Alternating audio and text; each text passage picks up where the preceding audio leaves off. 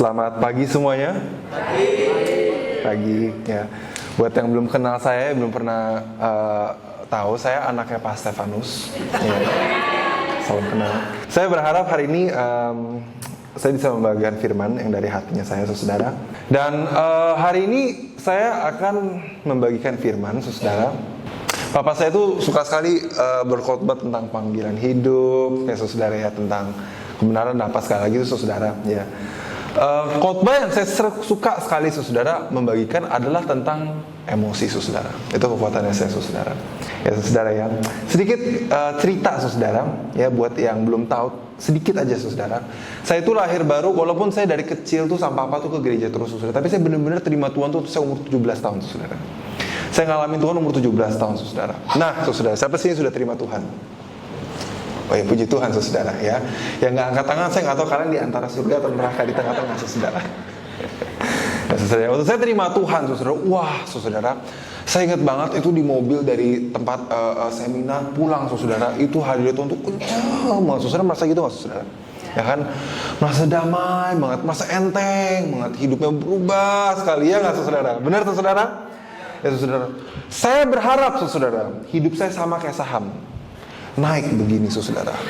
Tapi sama seperti saham saudara, hidup saya malah begini saudara. Bener nggak saudara? Ya nggak saudara? Ya, yang ngalamin Tuhan ya, yang begitu selesai dari era, wah hidupnya begini saudara, rasanya tuh akan begini terus sampai mentok naik ke atas terus gitu loh saudara. Ya, tapi dalam realitanya hidup kita langsung tiba-tiba ada drop, tiba-tiba keluar masalah. Tiba-tiba seleknya nggak saudara. Akhirnya hidupnya yang seharusnya begini jadi kayak naik turun kayak begini, terus drop banget, terus naik lagi, turun lagi kayak gini ya nggak saudara, naik turun kayak begitu saudara. Nah saya ngalamin gitu juga saudara. Saya kira sehabis ngalamin Tuhan hidupnya itu akan naik terus naik gitu saudara, tapi enggak saudara. Tiba-tiba ada yang drop, ada yang kecewa, ada masalah ini, ada masalah itu, ada masalah sama orang tua. Ya pernah saya masih muda sih, tapi saya pernah nggak ngalamin masalah uang? Masih juga pernah saudara mengalami masalah uang saudara. Ya dan A B C D F G saudara. Saya bingung saudara. Saya kira begini saudara, oke, saya harus lebih banyak baca Alkitab, saya harus lebih banyak doa saudara. Kurang banyak bahasa roh, kurang banyak mendengarkan firman, saya bilang gitu. Tapi nggak ngebantu juga saudara. Wah saudara, saya di gereja, walaupun saya di sini umurnya paling muda, saya bisa bilang saya di sini yang paling lama di NLAK saudara. Karena kan dari bayi dibawa sama orang gereja, nggak punya pilihan saudara. Ya, saudara, lama saudara di gereja saudara. Ya tapi ya dibandingkan sama banyak orang saudara, saya pertumbuhannya itu nggak gimana, nggak fenomenal saudara. Kalau saudara kenal saya dari kecil saudara, saya nakal banget saudara. Ya saudara, sampai saya belajar yang namanya the emotionally healthy Christian. Ya, orang Kristen yang secara emosi dewasa sama orang yang secara emosi mature, saudara. Ya, dewasa dan sehat. Ya, saudara ya. Apa sih saudara orang yang secara emosi itu dewasa dan sehat? Nah, waktu saya mengatakan kata-kata ini, saudara, emotionally healthy Christian, orang Kristen yang secara emosi dewasa dan sehat. Siapa di pikiran saudara yang tiba-tiba muncul? Siapa saudara? Wah, Pak Stef, dia contoh orang yang secara emosi dewasa. Wah, tiba-tiba mungkin saudara mikirin Koinsan, mungkin saudara pikirin Pak Coeng atau si A B C D F G, saudara. Oke. Siapa kira-kira saudara yang muncul dalam pikiran kalian waktu saya bilang orang yang secara emosi dewasa? Nah, nggak usah disebut, saudara, coba pikirin saudara. Ada? Keluar saudara? Keluar ya? Oke. Pertanyaan kedua saudara yang saya mau nanyakan. Siapa kira-kira di pikiran saudara yang keluar terbayang waktu saya bilang orang yang tidak sehat secara emosi? Wah, keluar juga ya nggak saudara? Itu tuh teman selnya saya tuh di sana tuh. Kemarin dia begini. Ya kan? Atau nggak mungkin itu tuh kepala selnya saya tuh, karena dia kayak begini. Ya, worship leader yang situ tuh, si itu tuh, karena dia begini, ngerti nggak? Dia menyakitin hati saya, dia nggak sehat, dia bukan orang yang secara emosi dewasa. Oke? Pertanyaan ketiga yang saya mau nanya saudara, apakah saudara-saudara adalah orang Kristen yang bertumbuh secara sehat dan dewasa nggak? Dan itu yang kita akan bicarakan hari ini saudara. Amin saudara. Nah saudara, semua di sini ngalamin Tuhan? Semua di sini kenal Tuhan? Ya, semua di sini tahu hadirat Tuhan rasanya kayak apa? Ya, saudara. Sekarang saya nanya, saudara, Yesus tuh kayak apa, saudara? Oke? Siap, saudara? Ya. Gampang, simpel, saudara, pertanyaannya. Pertanyaan pertama, saudara, apakah Yesus Kristus orang yang penuh dengan damai? Ya. Kayaknya nggak yakin nih, saudara. Kita ulangi lagi. Apakah Yesus Kristus hadiratnya itu adalah damai? Ya, benar, saudara. Apakah Yesus Kristus hadiratnya penuh dengan kebencian? Enggak dong, saudara. Apakah Yesus Kristus hadiratnya penuh dengan sukacita? Yes, saudara. Apakah Yesus Kristus hadiratnya penuh dengan murka dan amarah, saudara? Enggak. Gampang ya, saudara, jawabnya ya. Pertanyaan terakhir, saudara. Apakah Yesus Kristus bisa menyinggung perasaan kita?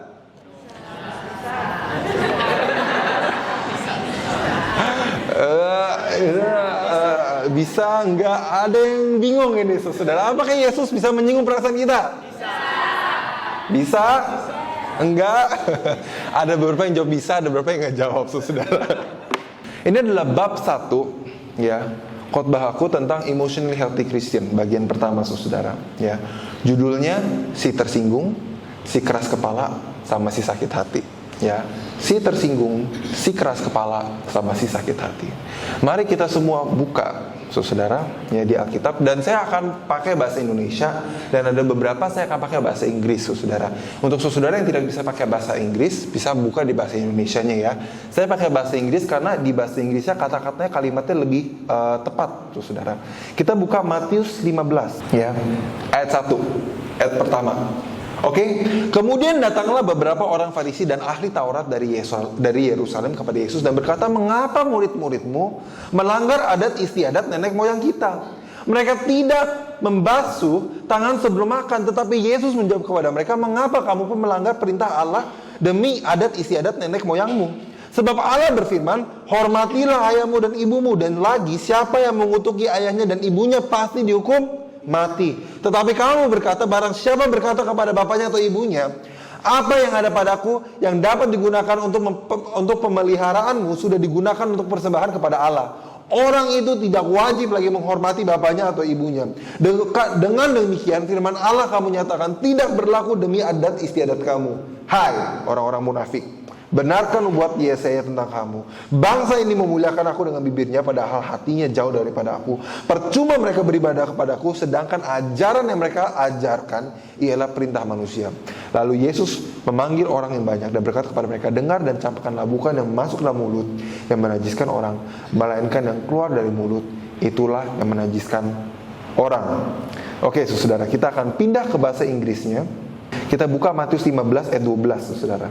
Then his disciples came and said unto him, do you not know that the Pharisees were offended when they heard this saying? Ya, bahasa Inggris offended, bahasa Indonesia adalah tersinggung, saudara. Ya, saudara, tersinggung. Nah, kita berhenti di sini sebentar, saudara. Ya, saya pertama kali saya baca ayat ini, saudara, saya kaget dan saya heran. Karena kita sebagai orang Indonesia, kita punya sebuah kultur. Kamu jangan nyinggung saya, jangan sakitin perasaan saya.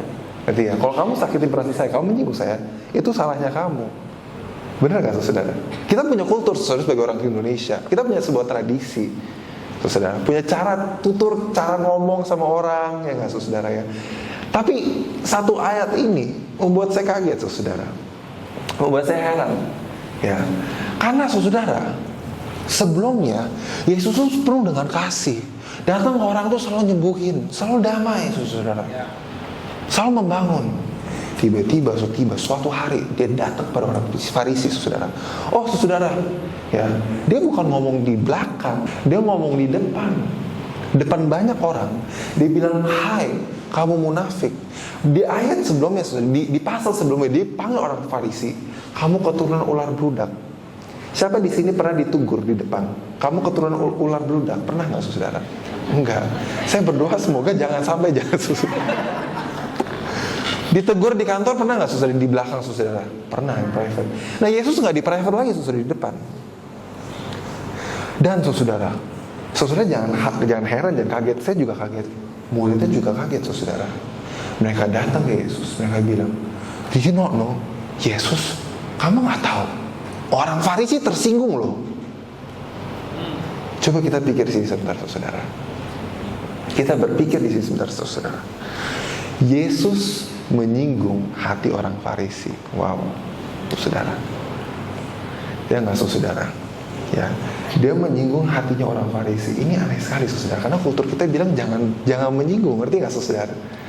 Ya, saya mikir, saudara. Ya, apakah Yesus salah perkataannya? Enggak. Benar nggak, saudara? Yesus nggak salah perkataannya.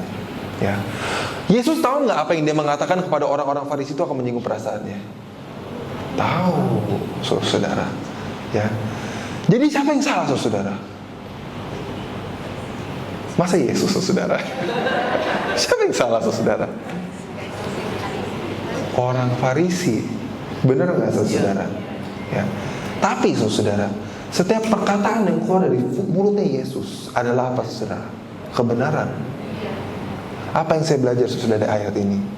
Kebenaran selalu menyinggung mindset yang salah.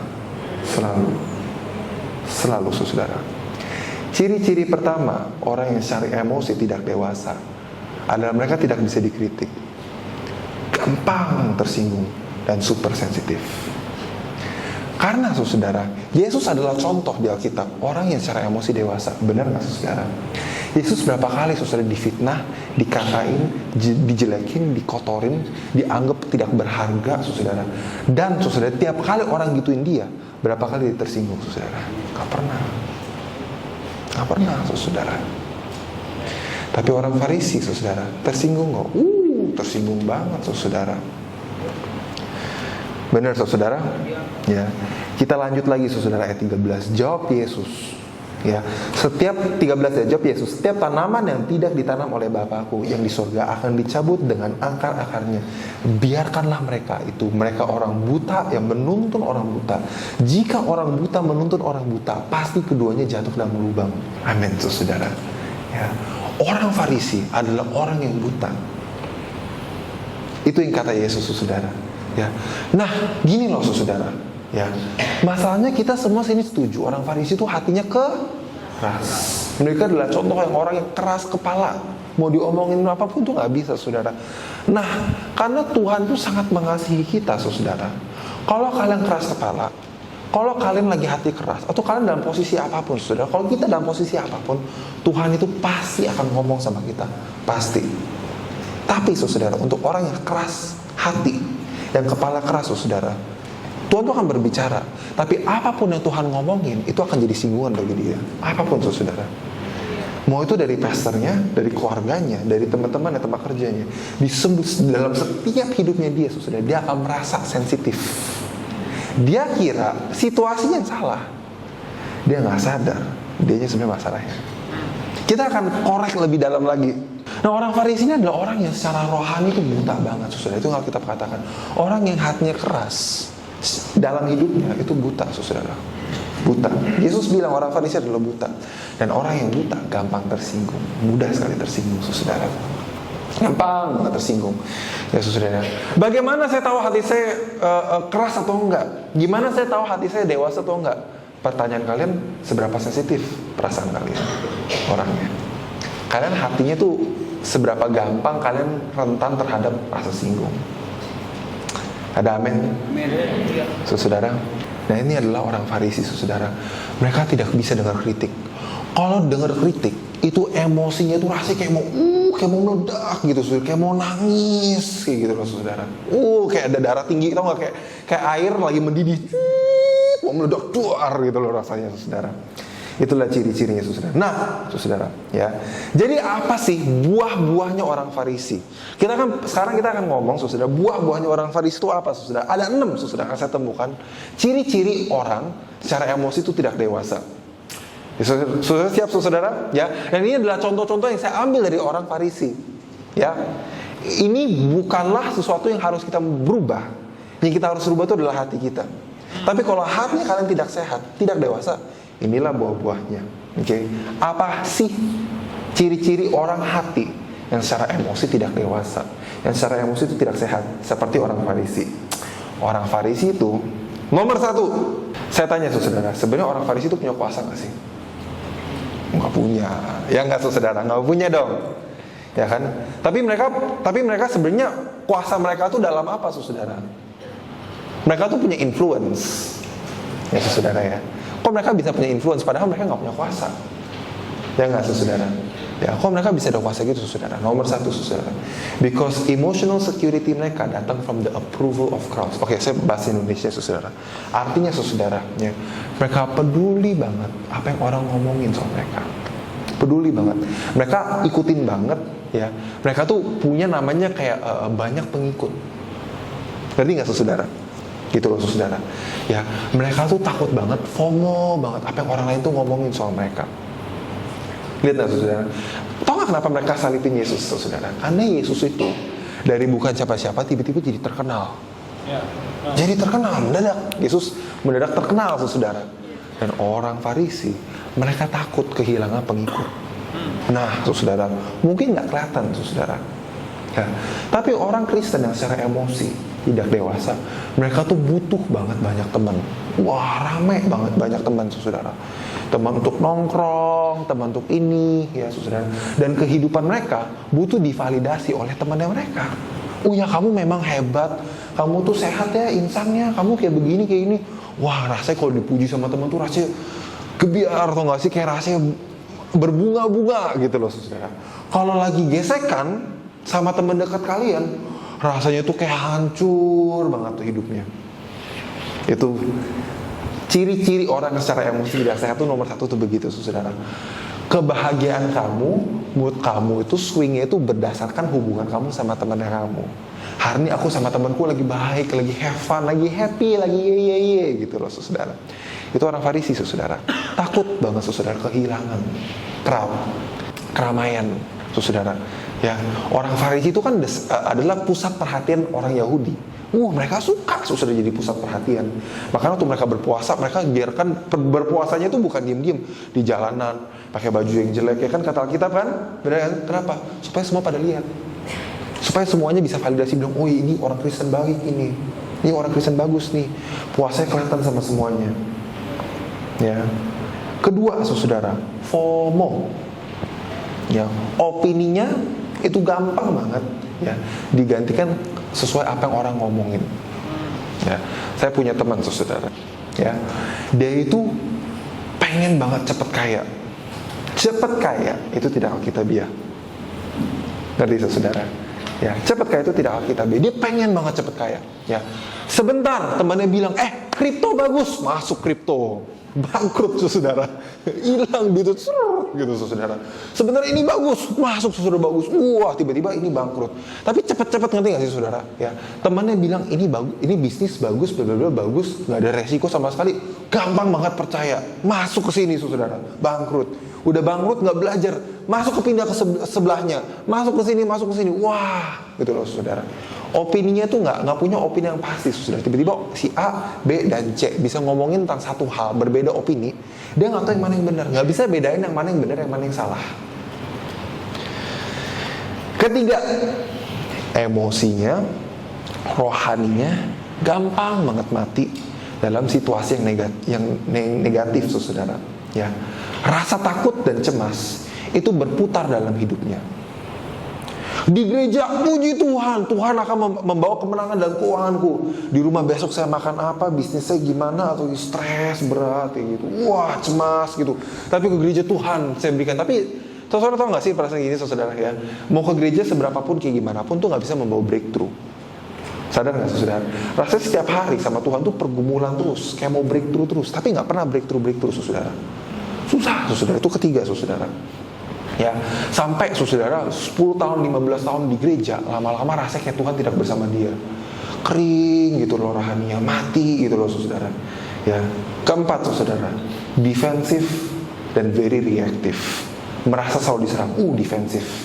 Kalau diomongin, kamu jangan, saya nggak begitu, jawab, tapi bapak nggak ngerti. Bapak harus jawab terus kayak ngedefend gitu loh saudara. Rasanya kayak diserang. Papa, mama, pendeta, keluarga rohani saya, sel grup saya, itu saya, semuanya lagi serang saya. Mereka nggak mengerti saya. Mereka nggak mengerti saya, merasa diserang terus, saudara. Nggak bisa aman di sini rasanya, merasa diserang terus pokoknya, saudara. Ya, karena orang Farisi gitu, saudara. Sebenarnya Yesus tuh nyerang mereka nggak sih, saudara? Orang Farisi? Enggak. Ya nggak, saudara. Tapi mereka merasa gitu, saudara. Mereka merasa harga dirinya mereka itu lagi diserang. Sebenarnya bukan, saudara. Oke, selanjutnya, saudara, si humble, saudara. Si humble ini nggak kelihatan, saudara. Nah, ini adalah tradisi Indonesia yang sangat nggak kelihatan, saudara. Ya, suatu hari kita ada satu orang, kita ngajak dia, saudara. Dia tuh hebat, saudara, di bidangnya, saudara. Oke, dia itu pernah masuk ke konser mana, masuk ke gereja mana, apa segala, pokoknya udah di hire sama orang-orang, bekerja bareng sama orang-orang yang main terkenal, saudara. Dan kita puji dia, wah kamu hebat ya, begini, ya. Terus dia bilang gini, ya saya nggak boleh ngomong gitu sih, saya masih belajar aja sih, gitu. Saya bukan siapa-siapa sih, dia bilang gitu.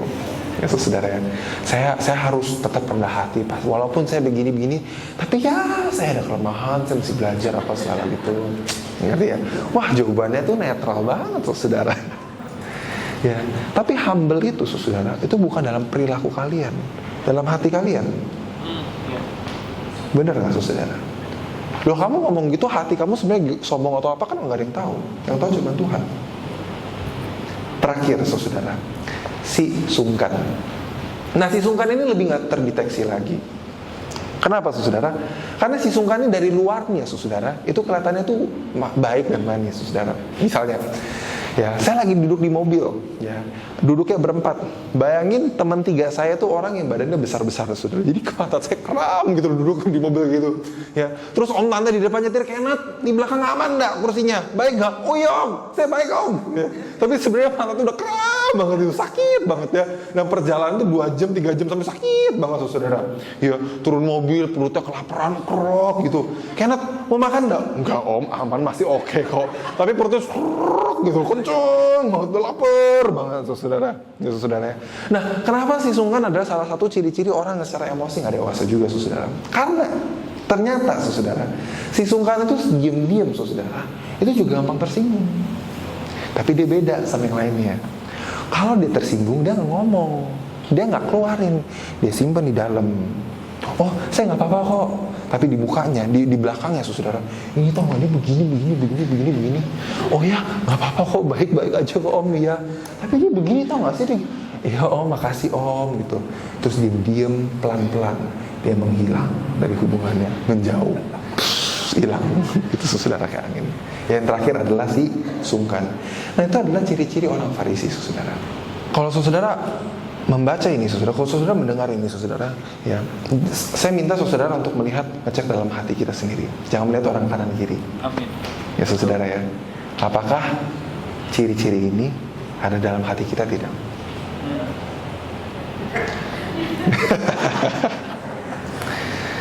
Siap ya, saudara, ya?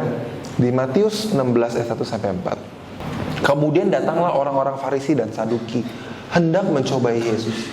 Mereka meminta supaya memperlihatkan suatu tanda dari surga kepada mereka. Ayat 4, angkatan yang jahat ini, tidak setia ini menuntut suatu tanda, tetapi kepada mereka tidak akan diberikan tanda selain tanda Nabi Yunus. Lalu Yesus meninggalkan mereka, lalu pergi. Oke, saudara, ya.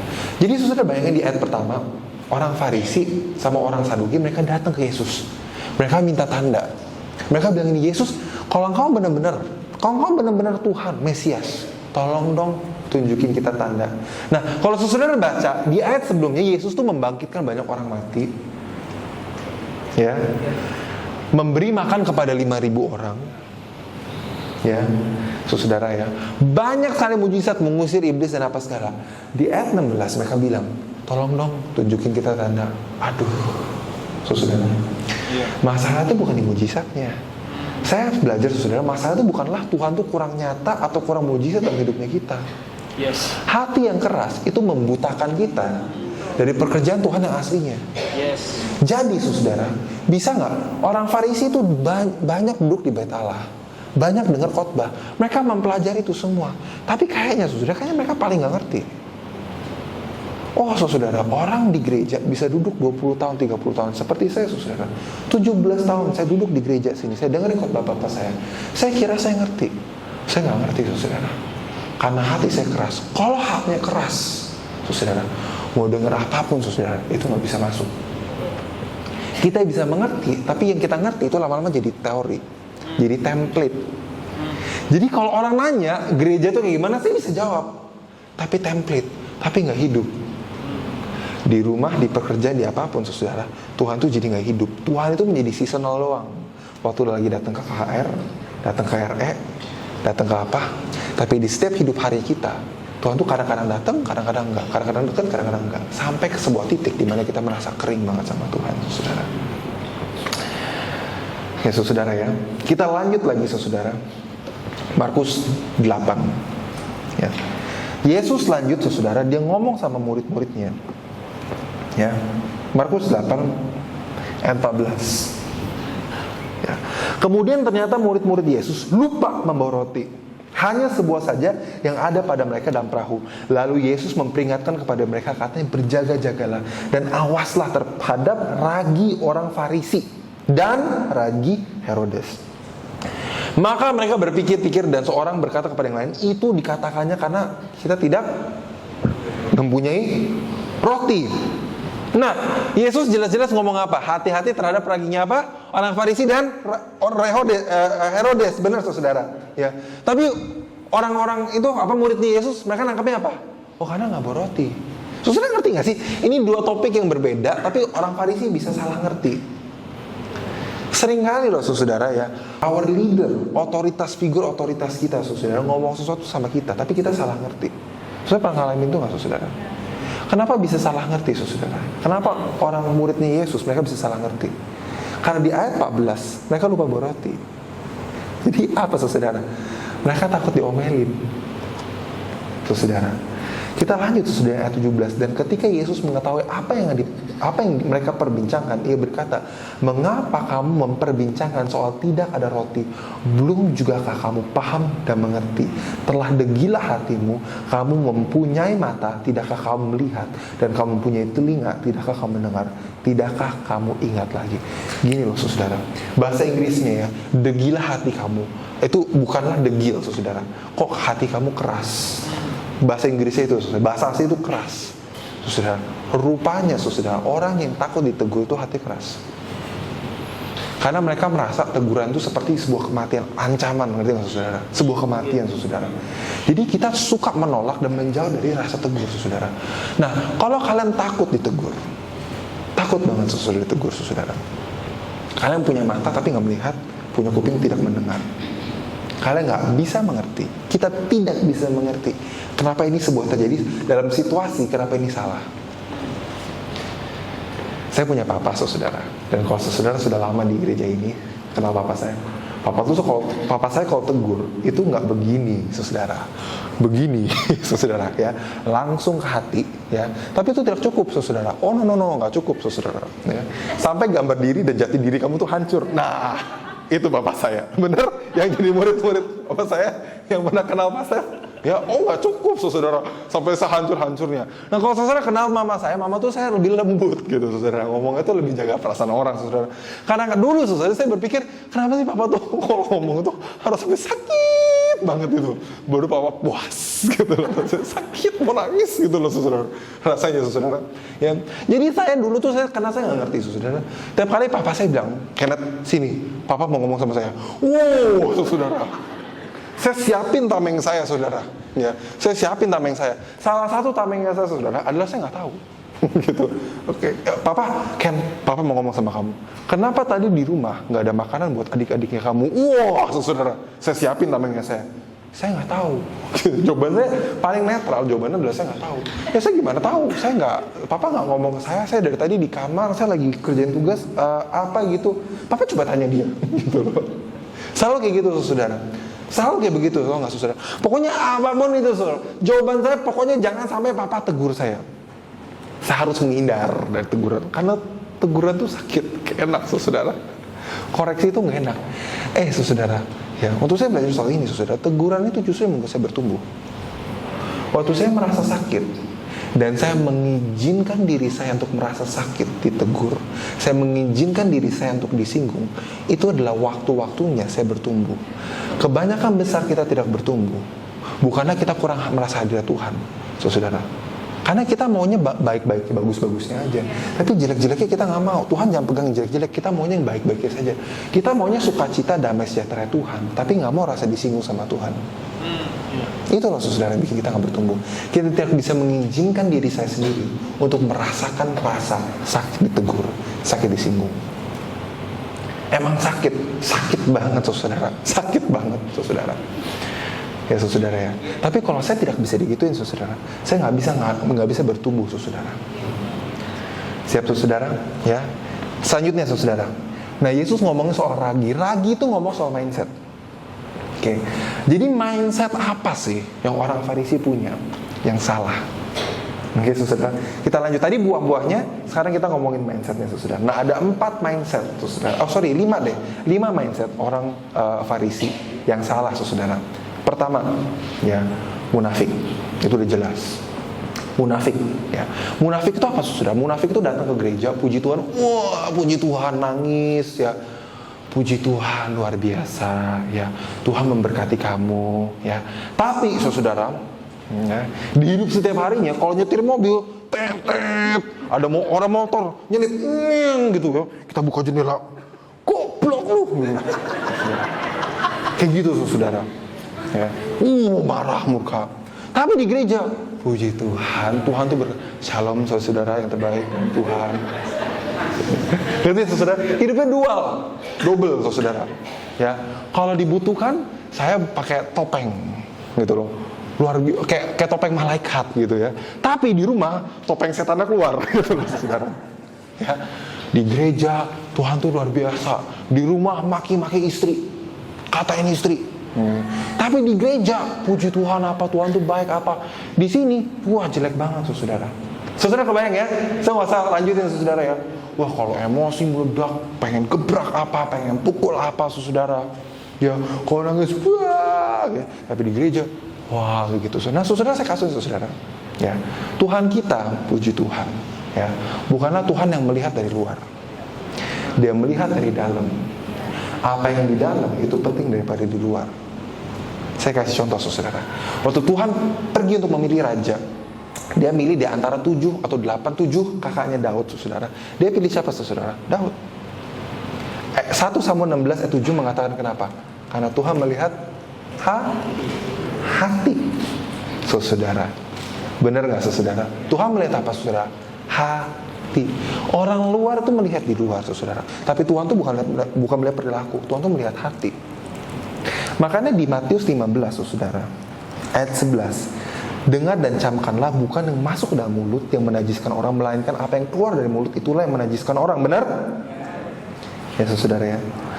Lalu di ayat 17 dia mengatakan begini, tidak tahukah kamu bahwa segala sesuatu yang masuk dalam mulut turun ke dalam perut lalu dibuang ke jamban, tetapi apa yang keluar dari mulut berasal dari apa? Hati. Dan itulah yang menajiskan orang saudara. Hatinya saudara masalahnya. Benar saudara ya. Itu yang pertama saudara.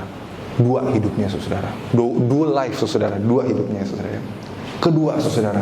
Nah ini dia saudara. Yang kedua namanya kesombongan saudara. Nah kita sering dengar kesombongan benar saudara.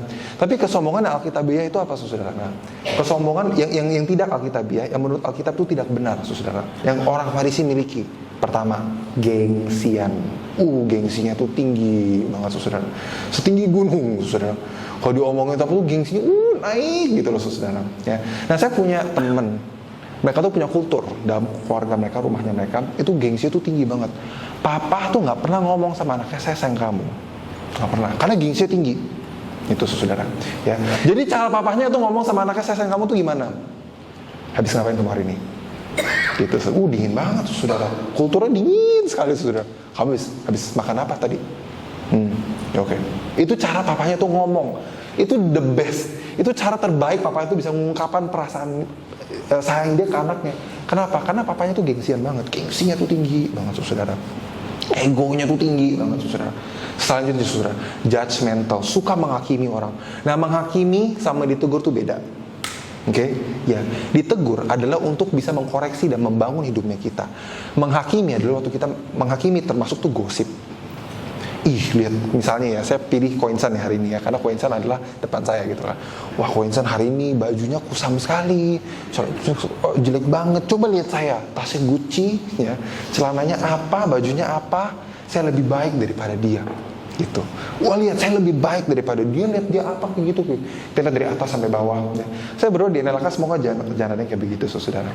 Ya, dari luarnya, dari perilakunya mereka, kita menghakimi karena kita mau menjatuhkan mereka. Oh, di gereja lain banyak saudara kayak begitu. Datang ke gereja itu jadi kayak kompetisi. Siapa yang lebih hebat, siapa yang lebih benar, siapa yang lebih bagus. Ya, sombong saudara. Gengsinya itu tinggi. Ketiga, self-righteousness, benar akan diri sendiri. Kadang-kadang, saudara, ini masalah, saudara. Kadang-kadang, karena saya sering duduk di sini dulu, 17 tahun saya dengar khotbah papahnya saya merasa saya sudah cukup banyak tahu. Dan pengetahuan itu membuat saya gak bisa bertumbuh sama Tuhan.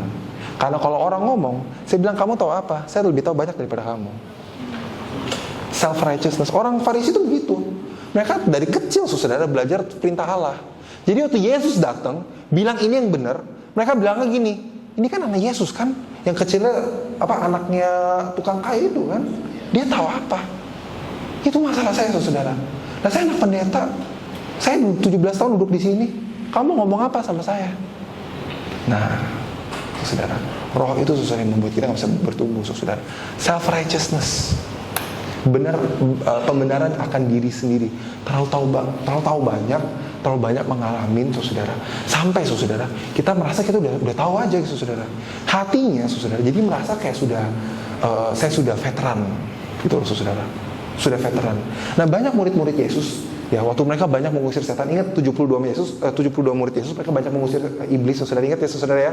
Mereka balik-balik bilang, Tuhan melihat kita banyak mengusir iblis, luar biasa hebat. Benar, saudara? Ya, luar biasa hebat. Ya. Kemudian mereka banyak berdebat. Lihat, who's the greatest in the kingdom of God? Siapa sih paling hebat dalam kerajaan Allah? Dan Yesus bawa apa, saudara? Anak kecil. Dia bawa di kepangkuan dia. Dan dia bilang ke mereka, ini yang paling hebat. Apa sih, saudara, kuncinya? Yang paling hebat bukanlah yang banyak pahala. Yang paling hebat adalah waktu kita bisa masuk dalam hadirat Tuhan tanpa pahala, tanpa pekerjaan kita. That's the greatest. Waktu saya bisa letakkan, saya bisa lepaskan semua pahala saya, apapun yang saya alami, saya bisa masuk dalam hadirat Tuhan dengan seadanya saya. That's the greatest. Itu yang terbaik, saudara. Itu yang terbesar, saudara. Kita harus sering-sering, saudara, bisa melatih, bisa masuk dalam hadirat Tuhan. Bukan berdasarkan masalah, bukan berdasarkan apa yang terjadi, bukan berdasarkan kehebatan luar biasa, ministry. Apa sih ministry itu bahasa Indonesia? Pelayanan saya, seberapa besar pelayanan saya dalam Tuhan. Ngerti, saudara? Tapi datang dalam Tuhan seperti anak kecil, gak bawa pahala, gak bawa apa-apa, saudara. Masuk aja, saudara. Amin, saudara. Keempat, saudara, insecure, saudara. Mindsetnya insecure, pengen the best, pengen paling tahu, saudara. Pengen the best gitu, saudara ya. Insecure itu masalah, saudara. Insecure itu membuat orang melakukan hal-hal yang bodoh, saudara. Orang Farisi, mereka tuh tahu mereka tuh salah. Nikodemus bilang sama Yesus, saya tahu kita salah. Yesus, saudara. Tapi dia terus tabrak terus, saudara. Kenapa? Karena insecure. Yesus tiba-tiba jadi meledak, jadi terkenal. Mereka insecure, mereka takut Yesus ini akan membawa semua pengikut-pengikut mereka, saudara. Karena Yesus sampai pengikutnya puluhan ribu, saudara.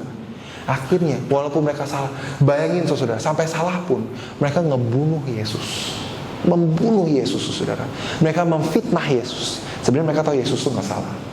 Amsal 6 ayat 16. 6 perkara ini yang dibenci Tuhan, bahkan 7 perkara yang menjadi kekejian bagi hatinya. Mata sombong, lidah dusta, tangan yang menumpahkan darah orang tidak bersalah, hati yang membuat rencana-rencana yang jahat, kaki yang segera lari menuju kejahatan, seorang saksi dusta yang menyembur-nyemburkan kebohongan, dan yang menimbulkan pertengkaran saudara. Saudara. Nah, saudara, ini semua orang Farisi kan ada semua. Ya nggak, saudara? Mata sombong ada, lidah dusta ada, tangan yang menumpahkan darah orang yang tidak bersalah ada, hati yang membuat rencana-rencana yang jahat ada, kaki yang segera lari menuju kejahatan ada, saksi dusta iya, kebohongan iya. Ini orang Farisi ada semua, saudara. Kita jangan sampai kayak gini, saudara. Amin, saudara. Ya, kenapa bisa begini saudara? Karena pertama saudara, hatinya saudara, matanya sombong, gengsinya tuh tinggi banget. Gak bisa saudara, gengsinya tuh tinggi banget, egonya tuh tinggi sekali saudara. Ya, waktu egonya kita tinggi saudara, hatinya keras. Nah Yesus kan banyak ngomong saudara sama orang, bukan hanya orang Farisi. Benar saudara, termasuk orang Yahudi saudara.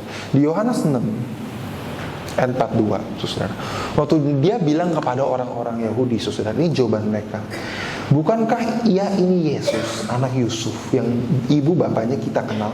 Bagaimana ia dapat berkata aku telah turun dari surga? Benar saudara. Ya, kalau orang tersinggung langsung cari celah, langsung cari salah saudara. Jangan begitu, ngerti saudara? Ya, ini adalah fenomena yang biasa. Sebelumnya mereka tuh ngikutin Yesus, ngikutin terus. Yesus kemana, Yesus ngomong apa, oh mereka percaya, mereka ngikutin. Tiba-tiba dia bilang, saya adalah roti kehidupan. Nggak ada yang bisa jalan, nggak bisa saudara tanpa saya. Tersinggung, begitu tersinggung keluar sebuah pikiran. Ini kan anaknya Yusuf kan, yang dari kecil dia itu yang asah kayu itu kan. Dia kan anak kecil yang bocil itu nggak sih? Ya kan? Kok kita percaya dia? Ngapain kita ikut dia? Wah saudara, orang tersinggung selalu mencari celah.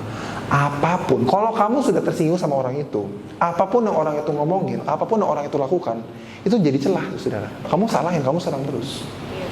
Itu ciri-ciri orang tersinggung itu begitu, saudara. Selanjutnya, saudara. Ya, Yohanes 6 ayat 52. Ya, orang-orang Yahudi bertengkar antara sesama mereka dan berkata, bagaimana ini dapat membagikan dagingnya kepada kita untuk dimakan, saudara. Orang tersinggung itu punya pengertian yang dibutakan oleh karena kan rasa singgung. Yesus tuh ngomongnya bukan soal dimakan daging kayak kanibal gitu, saudara. Tapi mereka nangkepnya begitu. Ngerti nggak, saudara? Ya, orang yang tersinggung itu pengertian itu dibutakan sama iblis. Itu adalah roh. Yohanes 6 ayat 60 mengatakan, sesudah mendengar pendengaran itu, banyak dari murid-muridnya itu berkata, perkataan ini keras, siapakah yang sanggup mendengarnya? Yesus yang dalam hatinya itu mengetahui, ya kan, bahwa murid-muridnya bersungut-sungut tentang hal ini, berkata kepada mereka, adakah perkataan ini menggoncangkan imanmu? Bahasa aslinya bukan gitu. Bahasa aslinya adalah, perkataan ini apakah ini menyinggung kamu? Bahasa aslinya begitu, saudara. Ya, saudara ya. Nah, saudara, kenapa mereka bisa tersinggung ini, saudara? Kelima, saudara, ya, ragi orang Farisi adalah tradisi dan agama. Kelima adalah tradisi dan agama.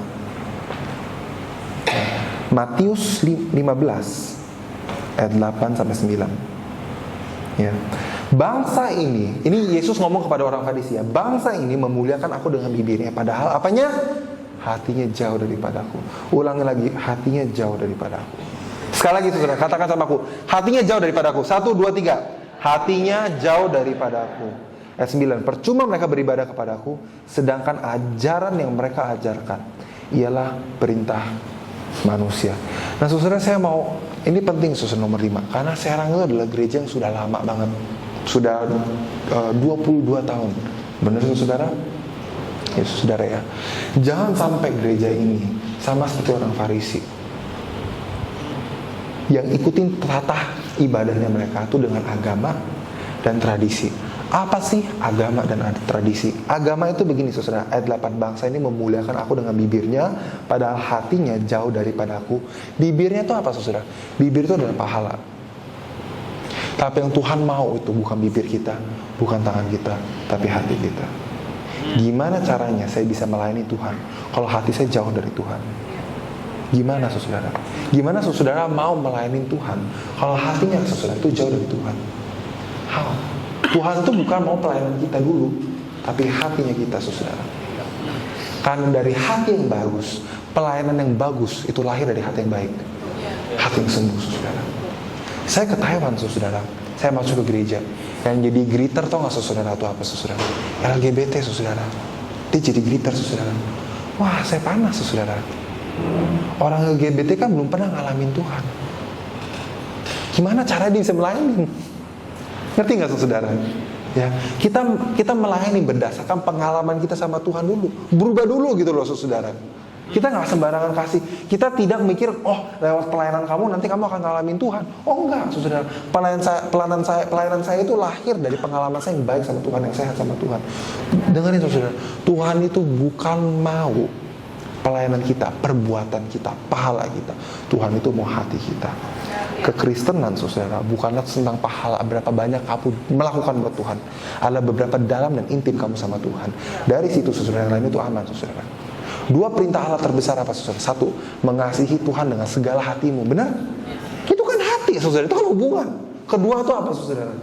Mengasihi sesama. Benar nggak saudara? Itu ngomongin soal apa saudara? Hati. Ya nggak saudara? Ya saudara ya. Kedua saudara, tradisi itu apa saudara? Percuma mereka beribadah kepadaku, sedangkan ajaran yang mereka ajarkan ialah perintah manusia. Maksudnya apa perintah manusia saudara? Nah, Tuhan dari dulu itu banyak perintah Tuhan. Benar saudara? 10 perintah Allah. Ingat? Ya. Sebenarnya orang Israel tuh ngerti nggak sih 10 perintah Allah? Enggak ngerti saudara. Karena tuh Yesus datang, dia datang untuk menggenapi 10 perintah Allah. Tapi orang Farisi masih nggak ngerti. Ya, tradisi itu apa?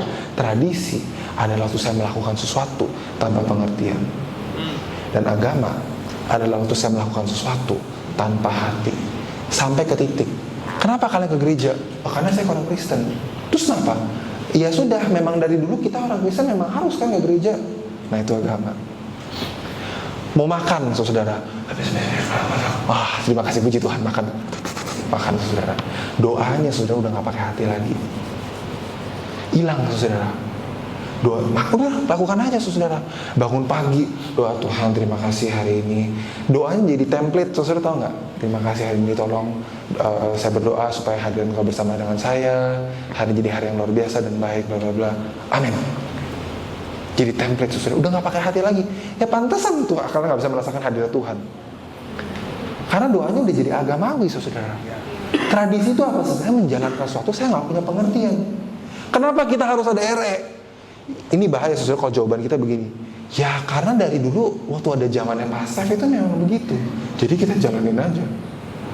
Kenapa kalian puji penyembahan tuh harus lompat-lompat, harus tepuk tangan, harus angkat tangan?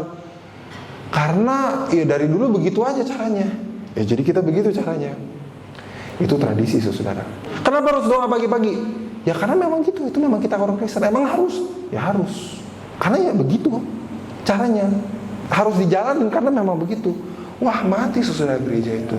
Tuhan kasih kita sebuah otak, sebuah hati, punya perasaan, itu punya fungsi, punya hubungan yang dalam sama Tuhan. Ada alasannya kenapa Tuhan minta kita punya puji penyembahan itu, angkat tangan memuji Dia dengan hatinya Dia, dengan hatinya kita saudara. Ada alasannya kenapa waktu kalian menerima Tuhan, kalian bisa merasakan sukacita yang tidak bisa kalian menjelaskan. Ada alasannya saudara. Dan kadang-kadang saudara, iblis mau merusak itu saudara. Rusaknya gimana? Tiap hari lama-lama jadi sebuah rutinitas, jadi mati saudara. Itu orang Farisi saudara, jadi mati saudara. Ya, sedangkan yang paling penting dalam hidup kita adalah nilai-nilainya itu nggak pernah berubah. Nilai itu nggak pernah berubah saudara. Situasi dan sistem itu bisa berubah, peraturan bisa berubah saudara, tapi nilai tidak bisa berubah. Nilainya Allah itu tetap berubah saudara. Ya, tapi kita seringkali terpaku sama sistem, sama peraturan. Ya, karena memang begitu caranya. Gitu loh. Nggak boleh kamu gini, nggak boleh. Karena begitu caranya. Harus pakai ini, harus rapi apa segala saudara. Mati ke tradisi. Kenapa harus pakai kemeja? Ya karena gereja, karena harus begitu. Padahal nilainya tuh apa saudara? Tuhan tuh terima semuanya, benar nggak? Kita tuh bukan fokusnya di bajunya. Kita pakai baju yang rapi. Karena kita mau memuliakan Tuhan. Benar nggak saudara? Itu loh nilainya saudara. Kalau orang mau masuk ke gereja, dia belum kenal Tuhan. Benar nggak saudara? Gimana caranya kita suruh dia pakai baju rapi untuk memuliakan Tuhan? Lah dia nggak kenal Tuhan. Ya nggak saudara? Dia mau masuk, dia masuk karena kita pentingin dia mengalami Tuhan dulu. Nah dari pengalaman dia yang dalam itu, nanti dengan otomatis dia pasti dengan sendirinya tahu baju itu harus rapi. Kenapa? Kan dari hatinya, hubungan Tuhan yang dalam, dia ngerti saya mengasihi Tuhan. Benar saudara. Ya, jangan terpaku sama tradisi dan agama. Tradisi adalah saya melakukan sesuatu, tapi saya nggak ngerti kenapa. Saya ikutin aja. Agama saya melakukan sesuatu, saya nggak pakai hati. Tuhan minta kita dalam segala hidupnya kita pakai hati dan pemikiran, saudara. Nggak bisa kan kita besarin anak, menjalani hubungan, punya anak, tapi nggak pakai hati. Ya memang harus jalanin, harus besarin anak saya. Wah saudara, hancur anaknya. Harus pakai hati. Ya nggak saudara? Dari mana sih ini anak lahir? Saya harus kasih makan, harus susu. Ya karena ini memang harus begini. Aduh Tuhan, betapa besar banget sacrifice bahasa Indonesia. Pengorbanannya Tuhan. Ini pengorbanan yang luar biasa banget. Saya harus kasih susu, keluar banyak duit. Ada yang mikir gitu saudara? Nggak ada. Ya nggak saudara. Kalau sampai ibu-ibu atau bapak-bapak yang mikir, aduh beratnya punya anak gitu, terus sampai harus ke konseling curhat. Ya sih setiap hari harus ngususin anak, yang besarin anak beratnya. Saya bilang itu orang sakit jiwa sih saudara. Nggak bersuka cita gitu loh besarin anaknya saudara. Saudara lihat nggak saudara? Dalam segala hal dalam hidupnya kita, Tuhan tuh mau kita tuh punya hati. Ya nggak saudara? Menjalani hubungan, kita datang ke gereja, mengalami Tuhan itu pakai hati loh saudara. Harus pakai hati. Ya nggak saudara? Ya menjalani hubungan, punya gesekan, harus pakai hati itu saudara. Benar saudara? Harus pakai hati saudara. Pelayanan tuh harus pakai hati. Kalau pelayanan nggak pakai hati mati saudara. Jadi pekerjaan, jadi bosen, jadi mati saudara, jadi kering rasanya saudara. Benar saudara? Ya. Nah saudara, itu adalah ciri-ciri orang secara emosi tidak dewasa. Itu adalah ciri-ciri orang secara emosi tidak sehat. Paham saudara? Ya. Nah kita akan lanjut saudara ke selanjutnya saudara. Ya. Jadi kalau saudara merasa tersinggung, disinggung, merasa apa yang saya ngomong ini menusuk dalam hati saya, kayaknya itu saya deh. Oke, kita pindah ke chapter pasal selanjutnya. Kok bisa saya begitu? Ya, gimana cara saya bisa melepaskan itu? Kok saya bisa begitu? Oke, kita masuk ke Yakobus, saudara. Yakobus 3 ayat 13. Dikatakan, siapakah di antara kamu yang bijak dan berbudi? Baiklah ia dengan cara hidup yang baik, menyatakan perbuatan oleh apa? Hikmat dari perbuatan dari kelemah lembutannya. Jika kamu mementingkan diri sendiri, janganlah kamu memegahkan diri, dan janganlah kamu berdosa melawan kebenaran. Itu bukan hikmat yang dari atas, tetapi dari dunia, dari nafsu manusia, dari setan-setan. Sebab di mana ada iri hati dan mementingkan diri, di situ ada kekacauan dan segala macam perbuatan jahat. Tetapi hikmat yang dari atas adalah pertama-tama murni, selanjutnya pendamai, peramah, penurut, penuh belas kasihan, dan buah-buah yang baik, tidak memihak dan tidak munafik. Nah saudara, ayat ini ngomongin apa? Di ayat ini mengatakan ada dua jenis hikmat. Oke, dalam dunia ini bukan 3, bukan 4, ada 2 jenis hikmat. Hikmat yang dari Tuhan dan hikmat yang dari dunia. Bahkan saudara, Alkitab mengatakan bukan hikmat dari dunia, hikmat yang dari setan-setan. Benar saudara? Ayatnya mengatakan gitu saudara. Ya saudara ya. Nah, ciri-ciri hikmat yang dari Tuhan itu gimana saudara? Penuh dengan kasih. Benar saudara? Hikmat yang dari iblis itu apa saudara? Dari luka hati saudara. Benar saudara?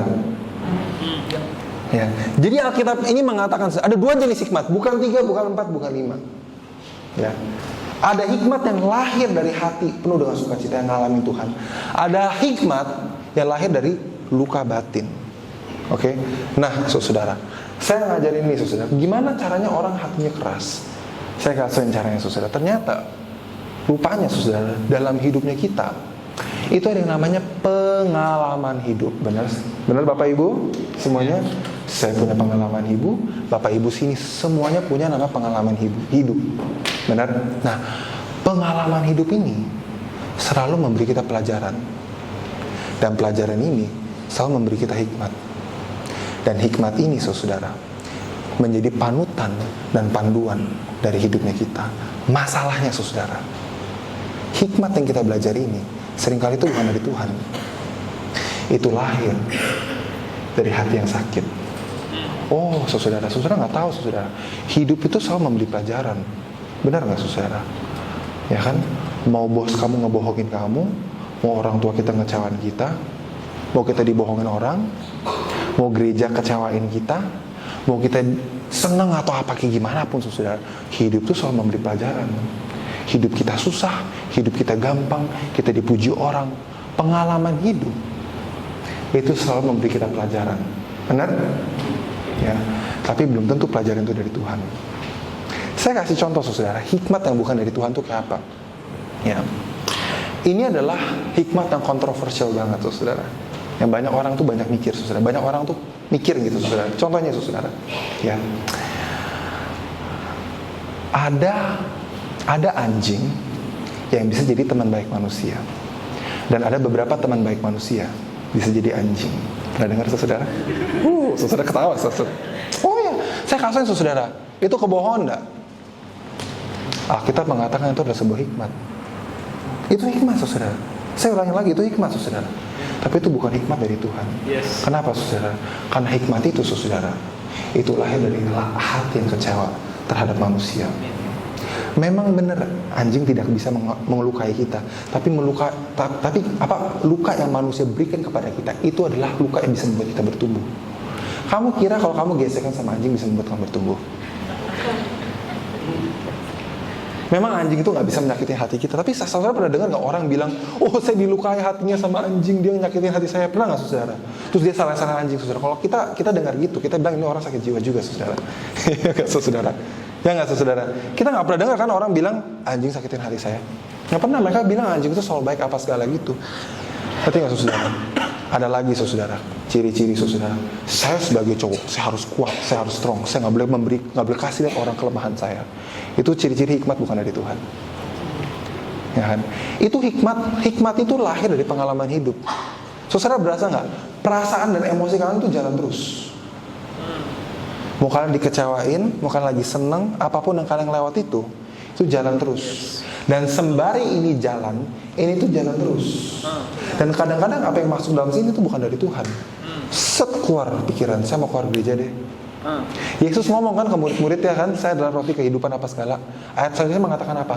Mereka tinggalin Yesus. Ribu-ribuan orang mereka tinggalin Yesus. Itu, saudara. Waktu orang tersinggung, hal pertama yang mereka keluar dan pikiran, pisah, keluar. Brek, pecah, keluar. Saya nggak benar apa.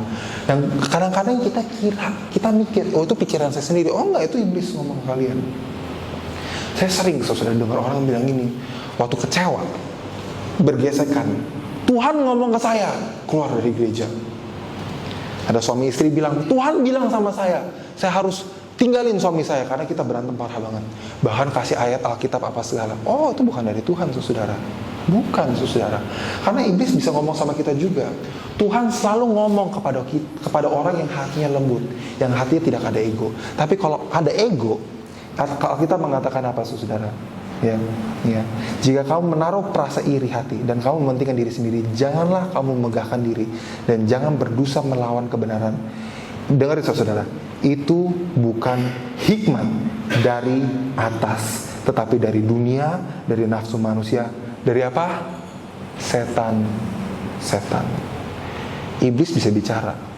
Cara dia bicara, waktu saya punya ego tinggi, saya punya kesombongan, dia masuk. Set keluar pikirannya. Ada cewek, saudara, ya, anak muda sih, saudara, ya, wah, berkali-kali dalam hidupnya, ya, pacarnya tuh begitu bilang I love you, putus, I love you, putus, puluhan kali, saudara, ya, saudara, yang puluhan kali. Akhirnya, saudara, dia punya hikmat gini, dia punya nilai dalam hidup tuh begini, semua cowok sama aja, omong kosong. Wah, itu hikmat bukan dari Tuhan. Yes. Itu loh ciri-ciri hikmat yang lahir dari hati kepahitan. Jadi apa yang terjadi, saudara? Ya, pengalaman itu selalu membawa kita pengajaran, selalu membawa kita sebuah hikmat. Benar, saudara. Hikmat ini adalah menjadi panutan hidupnya kita. Mau kalian dikecewain atau apa? Oke. Nah, ini loh caranya orang hati jadi keras, ya, saudara. Jadi kita dikecewain sekali, ya, orang tua kita ngebohong kita. Oh, kita masuk dalam pikiran, oh, orang tua saya begini. Kalian punya mindset dan konsep salah tentang orang tua. Plep. Kalian menaruh apa, saudara? Menaruh sebuah batu dalam hati kalian. Batu yang bukan dari Tuhan. Ngerti nggak, saudara? Hikmat ini menjadi sebuah kebohongan. Kebohongan itu nggak harus 100% kebohongan. Kebohongan itu bisa 99% kebenaran, 1% kebenaran, saudara. Untuk kayak misalnya hikmat tadi, saudara, bilang ya, ada anjing bisa jadi teman baik manusia, dan manusia bisa jadi teman baik manusia bisa jadi anjing. Itu nggak 100% salah, saudara. Ada kebenarannya, makanya orang bisa terima. Ngerti nggak, saudara? Ya, saya kasih contoh. Ini air murni. Ya, saya kasih satu tetes, saudara. Satu tetes air got, pleng. Ini jadi bersih nggak? Enggak. Tapi dari luarnya kelihatannya murni. Nah itu kebohongan iblis itu kayak begitu, saudara. Nggak sadar. Ya, untuk kita yang secara emosi, yang secara rohani sudah dewasa, cara iblis membohongi kita, menghancurin kita, itu bukan datang seperti iblis keluar tanduk dengan gitu, saya datang gitu. Wah, saudara, kalau iblis datang gitu kita teging, saudara, dalam nama Tuhan, ya nggak, saudara? Ya kan? Tapi kalau iblis keluar dalam sebuah pikiran, dalam ego gengsi, kadang-kadang kita nggak bisa sadar. Masuk aja gitu, saudara. Kebohongan itu masuk, pengalaman itu masuk, plep, jadi batu, saudara. Dan itu jadi benteng musuh. Benar, saudara? Enggak, saudara. Ternyata bukan. Satu batu, saudara. Kemudian, saudara, ada kejadian lain. Ngecewain kita. Pelep jadi batu kedua. And then terulang lagi, saudara. Dan tiap kali ada pengalaman hidup, tiap kali ada sesuatu yang ngecewain kita selalu merespon dengan sikap yang dengan penuh kebencian, dengan iri hati, dengan ego, dengan kesombongan, saudara. Tiap kali kita ngerespon gitu, hikmat iblis keluar terus. Batu ketiga, batu keempat, diam-diam, saudara, dari banyak batu itu lama-lama jadi benteng. Benteng itu apa, saudara? Benteng adalah kebohongan iblis yang saya percaya, yang terakumulasi bertahun-tahun karena kekecewaan. Iri hati, saudara, itu jadi hati jadi keras. Sampai ke sebuah titik, saudara, kita mau ngomong, Tuhan mau ngomong apapun ke kita, nggak bisa masuk. Karena ada benteng, ada tradisi, ada agama di sini. Kuat banget. Jadi mau diomongin apapun, nggak bisa, saudara. Keras hati di sini. Ya, saudara, kita percaya banyak sekali kebohongan, saudara. Hikmat-hikmat ini, saudara, menjadi panutan dalam hidup kita. Padahal, saudara, hikmat-hikmat ini bukan dari Tuhan. Mati rohaninya, saudara. Mati, saudara, hatinya. Ya, saudara, ya. Kita buka lagi, saudara, ayat, saudara. 2 Korintus 10 ayat 3-5, saudara. Nah, saudara, waktu orang hatinya sudah sering dilukain, saudara, sering banget dilukain.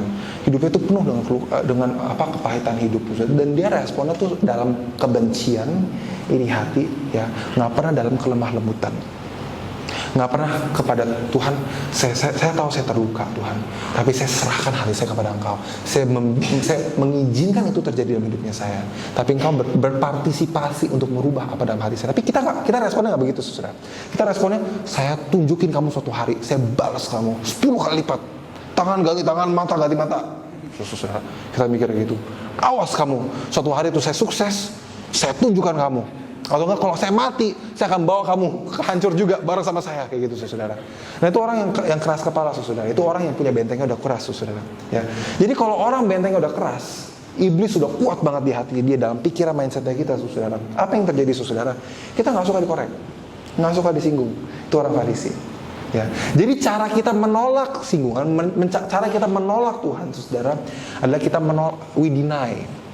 Deny itu bahasa Indonesia kita itu adalah kita menghindari, kita ngesalahin orang, kita overthinking, banyak mikir di sini, ya, lari ke kecanduan, rokok, minum, ya, kita menghindari, kita bangun tembok, kita menutup diri sendiri, ya, kita sangat reaktif ke situasi. Kalau disinggung dikit soal situasi itu, mau naik, saudara, ya, dan kita menjauh dari namanya konflik. Kita menjauh dari namanya konflik karena itu sakit, saudara, ya. Jadi gimana caranya kita hancurin benteng-benteng ini? 2 Korintus 10 ayat 10. Memang kami masih hidup di dunia, tetapi kami tidak berjuang secara duniawi. Benar? Karena senjata kami dalam perjuangan bukanlah senjata duniawi, melainkan senjata yang diperlengkapi dengan kuasa Allah yang sanggup untuk meruntuhkan benteng-benteng. Kami mematahkan setiap sisat dan merubuhkan setiap kubu yang dibangun oleh keangkuhan manusia untuk menentang pengenalan akan Allah. Kami menawan segala pikiran dan menaklukkannya kepada Kristus. Amin, saudara. Nah, saudara, ya, saya akan memberikan beberapa poin lagi, saudara. Nah, saudara, ini loh, saudara, tentang peperangan rohani. Saudara pernah ngalamin peperangan rohani dalam keuangan, dalam rumahnya kalian, dalam apapun dalam hidupnya kalian? Ini loh soal peperangan rohani. Masalahnya tentang peperangan rohani, Tuhan sama iblis itu nggak pernah punya peperangan rohani. Setuju nggak, saudara? Iya dong. Untuk gini loh, kuasa iblis sama Tuhan itu nggak pernah bisa dibandingkan untuk bisa dibilang peperangan rohani. Karena iblis itu di bawah kaki Tuhan, ngerti nggak saudara? Itu bahkan tidak adil untuk memanggil itu peperangan rohani, saudara. Karena satu lebih kuat daripada yang satunya, saudara. Jadi siapa yang memiliki peperangan rohani? Saudara dan saya. Benar nggak, saudara? Ya. Siapa yang memiliki peperangan rohani? Saudara dan saya. Saudara. Kenapa saudara kita bisa memiliki peperangan rohani, saudara? Karena kita seringkali melihat sesuatu dari luar, bukan dari dalam. Contohnya, saudara, ya, orang Israel memiliki peperangan, ya kan, melawan orang Filistin, ya kan. Semuanya, saudara, mereka takut. Daud, dia anak kecil, dia nggak takut. Kenapa, saudara? Karena dia bilang gini, peperangan ini milik Tuhan. Kok dia bisa bilang begitu? Karena, saudara, ya, karena dia banyak waktu intim sama Tuhan. Cara kita bisa menerobos, cara kita bisa breakthrough, kalian tuh harus punya hubungan yang dalam banget sama Tuhan, baru bisa breakthrough. Dan kalian harus tahu, Tuhan itu bukan cari melihat berapa banyak, berapa panjang kita berdoa. Tuhan itu mencari hatinya kita. Seberapa banyak dan seberapa waktu, seberapa jam yang harus saya luangkan supaya saya bisa dekat banget sama Pak Irfan. Kalau kita ngukur itu ya kira-kira 20 jam, 30 jam, jadi aneh. Ngerti nggak, saudara? Hubungan tuh harus natural. Ya nggak? Saya duduk sama dia ngobrol sama Pak Irfan, saya duduk sama Ko Insan ngobrol sama itu. Tuhan, hari ini saya doa sama engkau 30 menit saja. Besok sejam aja. Ngerti nggak, saudara? Jadi kaku. Ya. Oke, sudah sejam Tuhan. Kita stop di sini karena saya harus kerja. Padahal Tuhan hadirnya lagi luar biasa. So, saya lanjut, saudara. Lanjut dong. Karena ini kan hubungan, saudara.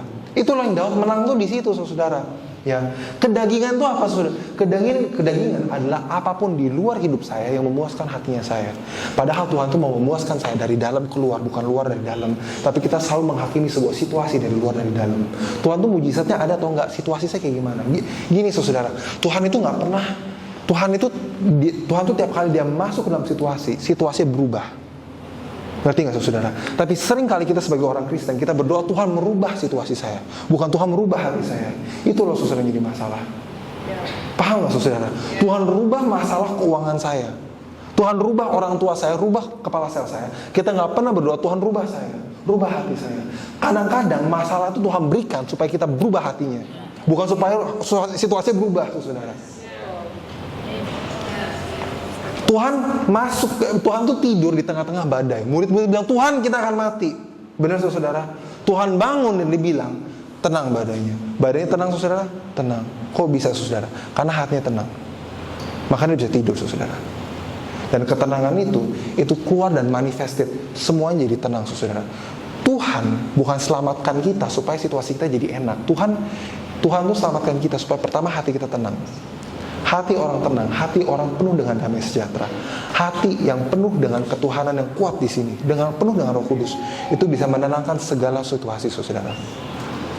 Makanya di Taiwan, saya nggak pernah bilang ke mereka, orang tua kamu tuh salah, harus berubah dulu. Saya bilang, kamu menang dulu. Saya nggak peduli orang tua kamu tuh sejelek apa, sehancur apapun. Kalau hati kamu benar, orang tua kamu masih menang. Yusuf juga sama, orang tuanya nggak benar, Potifarnya nggak benar, kakak adiknya nggak benar. Ya nggak, saudara? Ya, yang benar siapa? Yusuf.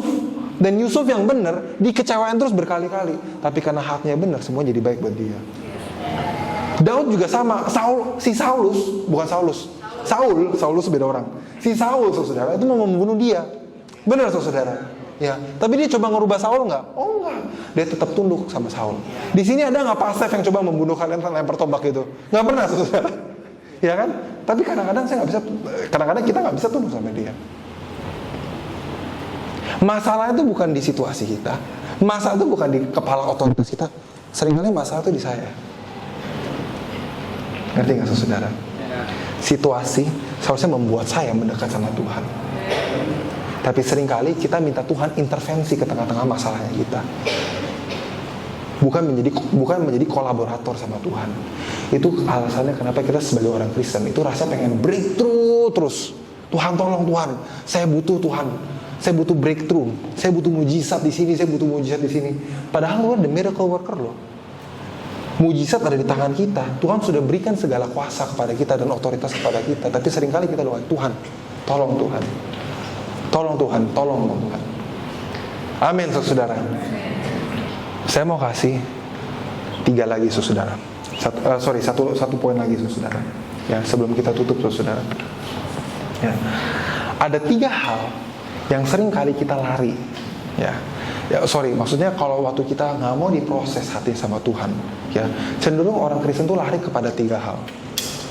Ya, waktu kita nggak mau diproses, kita nggak mau bertumbuh. Pertama, saudara, kenyamanan di luar Tuhan. Tuhan Yesus, ada murid datang bilang, Tuhan saya akan mengikutin kamu. Dan Tuhan bilang ini, serigala punya lubang, burung punya rumah, tapi the son of man, anak manusia tidak punya tempat untuk membaringkan kepala. Ya nggak saudara? Seringkali saudara, ya sama kayak orang Israel, kita tuh mengikuti Tuhan karena kenyamanannya. Ngerti nggak saudara? Kita tuh melihat tanah perjanjian sebagai akhir jalan hidupnya kita. Sampai sini paham saudara? Ya, Tuhan bilang gini sama Musa, kamu pergi masuk ke tanah perjanjian. Saya akan berikan, itu akan menjadi kemenangan. Ingat di Keluaran 33. Ya kan? Itu akan menjadi kemenangan. Ya. Malaikat-malaikat akan ke sana. Itu tempat sudah milik kamu. Tapi saya tidak akan ke sana. Tuhan bilang gitu. Apa jawab Musa? Saya nggak akan pergi. Jadi kalau orang tidak mau diproses, hal pertama yang kita suka lari adalah kenyamanan di luar Tuhan. Gereja besar, jadi kaya, punya banyak teman, kita jadi puas dalam berkat-berkat dan mujizatnya Tuhan, saudara. Seharusnya kita tuh dipuaskan dalam hadiratnya Tuhan. Mujizat dan berkat Tuhan itu tidak bisa memuaskan kita. Si pemberkat baru bisa memuaskan saya. Si pembuat mujizat itu harus memuaskan saya. Ini alasannya kenapa orang banyak pasif di gereja. Karena takut saudara, nggak berani saudara. Jadinya mau nyaman, jadinya mau pasif saudara. Itu pertama saudara. Kedua saudara, ada orang bilang saya akan ngikutin kau Tuhan. Dan Tuhan bilang, tapi tunggu saya menguburkan papa mama saya. Ingat tak saudara? Ya. Tuhan bilang gini sama dia, biarkan yang mati kuburkan yang mati. Dia ngomongin apa? Dia bukan ngomongin orang tuanya itu mati. Dia ngomongin soal kematian rohani. Mau nggak saudara kita mati terhadap tradisi dan agama kita, mindset kita yang salah yang dulu itu saudara, untuk bisa masuk dalam tanah perjanjian Tuhan, untuk masuk dalam panggilan hidupnya Tuhan. Tahu kenapa orang Israel tuh nggak bisa masuk dalam tanah perjanjian Tuhan? Karena mereka lebih nyaman dalam tradisi dan cara-cara mereka yang dulu sama orang Mesir daripada masuk ya dengan cara lifestyle yang baru dengan Tuhan di perjanjian baru. Alasan kenapa Tuhan tuh tidak bisa bawa kita ke tempat yang baru, karena kita tuh tidak bisa membawa mindset cara-cara saya yang dulu di masa-masa saya belum lahir baru ke dalam tanah perjanjian yang baru. Kenapa saudara? Karena cara mindset saya yang dulu itu bisa merusak tanah perjanjian Tuhan yang baru itu. Saudara bayangin orang Israel masuk dalam tanah perjanjian, ya saudara. Tapi mereka tuh masih menyembah berhala, masih komplain, oh Tuhan menggerutu terus, masih merasa kekurangan Tuhan nggak cukup sana sini kayak begitu. Rusak itu semuanya saudara perjanjian Tuhan saudara. Semua berkat Tuhan itu rusak saudara. Nggak bisa di-enjoy saudara. Karena hatinya belum benar. Rusak saudara. Nggak bisa saudara. Itu harus mati saudara. Ya, tradisi dan agama saudara. Ini juga termasuk saudara. Tradisi dan agama dari orang tua kita saudara yang kita tahu salah, tidak boleh ikut, nggak boleh kita turunin ke orang tua, ke anaknya kita saudara, nggak boleh saudara. Keluarga itu ada tradisi saudara. Tradisi dan agama itu adalah unspoken rule. Anak kita tuh nggak bakal gini anak cara kita mengasihi anak kita itu nggak, anak tuh nggak belajar dengan kita cara ngomong, bener nggak saudara? Dia tuh belajar dengan cara kita memperlakukan dia, memperlakukan istri kita, memperlakukan keluarga kita. Anak belajar begitu saudara. Itu namanya tradisi saudara. Nah, ada beberapa tradisi dalam keluarga kita ini saudara, itu bukan dari Tuhan. Jangan dilanjutin. Jangan diikutin saudara. Kalau kita tahu itu bukan dari Tuhan, stop di sana saudara. Jangan dilanjutin saudara. Kalau saya tahu, misalnya saudara, saya tahu papa saya dingin contohnya. Papa saya dingin dulu cuek. Ya, jangan saya lanjutin itu ke anak saya. Saya harus berubah, change, saudara. Apa yang terjadi sama orang Israel, mereka semuanya mati di padang gurun. Kenapa? Karena tradisi dan cara berpikir lama itu di Mesir tidak boleh lanjut kepada anaknya yang akan lanjut di perjanjian baru. Itu harus mati. Amin, saudara. Ya, ketiga saudara dan yang terakhir saudara, menghidupi sebuah keinginan, sebuah panggilan yang bukan dari Tuhan. Setiap dari kita, ya Tuhan tuh taruh dalam hati kita sebuah passion, desire, sebuah keinginan, saudara, sebuah mimpi yang akan menuntun kita kepada panggilan hidup kita. Tapi karena kekecewaan, saudara, iblis juga bisa masuk dalam pikiran kita dan menaruh sebuah keinginan, sebuah mimpi yang bukan dari Tuhan. Contohnya, pengen mapan, pengen kaya, pengen terkenal, itu bukan dari Tuhan. Hal-hal ini, saudara, tidak boleh di atas ketuhanan kita. Kalaupun Tuhan, saudara ya, kalaupun saya ikutin Tuhan, dan Tuhan tidak, misalnya saudara, saya tahu ini tidak mungkin, tapi kalau misalnya kayak mapan dan itu, saudara, itu tidak bersama-sama dengan Tuhan, saya akan tetap ikut Tuhan. Saudara ngerti nggak, saudara? Karena saya bukan mau kekayaannya, saya bukan mau kenyamanannya, saya mau Tuhannya, saya mau hadirat Tuhannya, saudara. Itu yang membuat saya puas. Bukan kekayaannya, bukan kenyamanannya, bukan punya 2 mobil, 3 mobil, 10 mobil, bukan punya 4 properti rumah atau kayak gimana, saudara. Bukan itu, saudara. Saya mau Tuhannya, saudara. Saya mau ngikutin dia, saudara. Makanya Daud bisa bilang begini, walaupun saya lewat lembah kekelaman, emangnya di lembah kekelaman ada kenyamanan? Nggak ada. Tapi di sana dia bilang ini, saudara, saya tidak akan takut. Kenapa, saudara? Karena Engkau di sana. Dia menjadi tempat kenyamanannya saya.